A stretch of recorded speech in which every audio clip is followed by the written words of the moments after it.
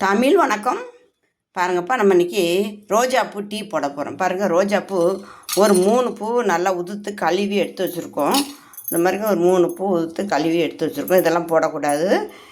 இதில் வந்து தோப்பு இருக்கும், புளிப்பு இருக்கும். இது ஒரு லைட்டாக ஒரு இனிப்பு தன்மை இருக்கும். இது இப்படியே மென்னோம்னா இருந்தாலும் இது வேண்டாம். இப்போ இந்த ரோஜாப்பூ மட்டும்தான் போடுறேன். அதுக்கு தேவையான பொருள் பாருங்கள், ஜீரக பவுடர் எடுத்து வச்சுருக்கோம், கரம் மசாலா பவுடர் எடுத்துருக்கோம், மிளகு தூள் எடுத்து வச்சுருக்கோம், பனங்கருப்பட்டி எடுத்து வச்சுருக்கோம். கொஞ்சம் தான் போட போகிறோம். அடுத்து பாருங்கள், சுக்கு.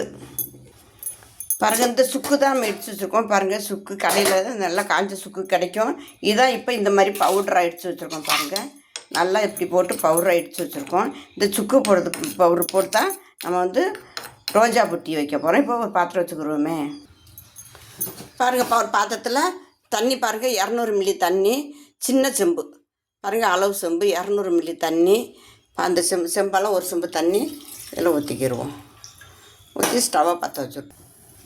பாருங்கள், சுக்கு பவுடரு, மிளகு பவுட்ரு, ஜீரக பவுட்ரு, கரம் மசாலா பவுட்ரு. இப்போ இதுதான் நம்ம இதில் வந்து போட போகிறோம். இந்த தண்ணியில் போட போகிறோம். பாருங்கள், இதில் தண்ணியில் தான் போட போகிறோம்.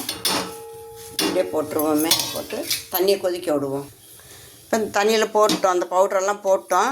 இப்போ இந்த ரோஜா பூ அள்ளி நம்ம வந்து இதில் போட போகிறோம்.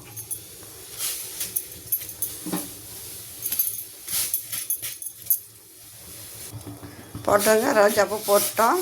இந்த ரோஜாப்பூ வேகுறாங்க, நல்லா வேகட்டும், சாரி இறங்கட்டும். இந்த ரோஜாவோட சாரி இறங்கட்டும். ரோஜா பூட்டி ரொம்ப நல்லது, உடம்புக்கு நல்லது. இந்த சாறு கண்டிப்பாக இது இந்த சாப்பிட்றது ரொம்ப நல்லது. சாரி இறங்கட்டும் நல்லா. பாருங்கள், நல்லா கொதிச்சு இந்த சாறு இறங்கிடுச்சு. பாருங்கள், இங்கே பாருங்கள் சாறு எப்படி இருக்குன்னு பாருங்கள். நல்லா கொதிச்சு இந்த சாறு இறங்கிருச்சு, நல்லா வெந்து இறங்கிடுச்சு. ஸ்டவ்வை குறைச்சி வச்சுக்கோங்க, இன்னும் கொஞ்சம் கொதிக்க விடுவோம்.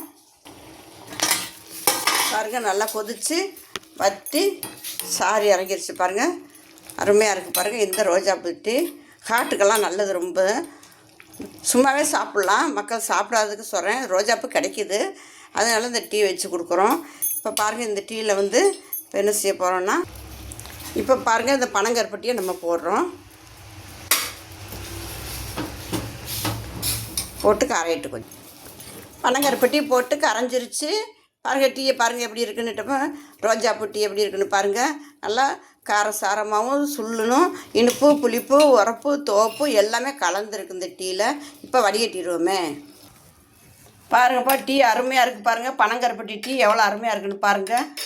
டீ என்ன டீ வைக்கலாம்னு ரோஜாப்பூ கிடச்சிச்சின்னா இது மாதிரி பனங்கருப்பட்டி டீ வாங்கி 2 ரஸ்கை நினச்சி சாப்பிட்டுக்கலாம். 2 ரஸ்கை நினச்சி சாப்பிட்டுட்டு இந்த டீலே நினச்சி சாப்பிட்டுக்கலாம். சாப்பிட்டு இந்த டீயை சாப்பிட்டோம்னா போதும். ஒரு வேளைக்கு ஒரு ஸ்நாக்ஸ் ஐட்டம், ஒரு 3 மணிக்கு ஒரு 11 மணிக்கு ஸ்நாக்ஸுக்கு இந்த டீயும் இந்த ரஸுக்கும் போதும். அருமையான டீ. கண்டிப்பாக அதை நீங்கள் வச்சு சாப்பிட்டு பாருங்கள், அருமையாக இருக்கும். குழந்தைகளுக்கு கொடுங்க, பெரியவங்களும் சாப்பிடுங்க, உங்கள் ஃப்ரெண்டுகளுக்கு ஷேர் பண்ணுங்கள். தமிழ் வணக்கம்.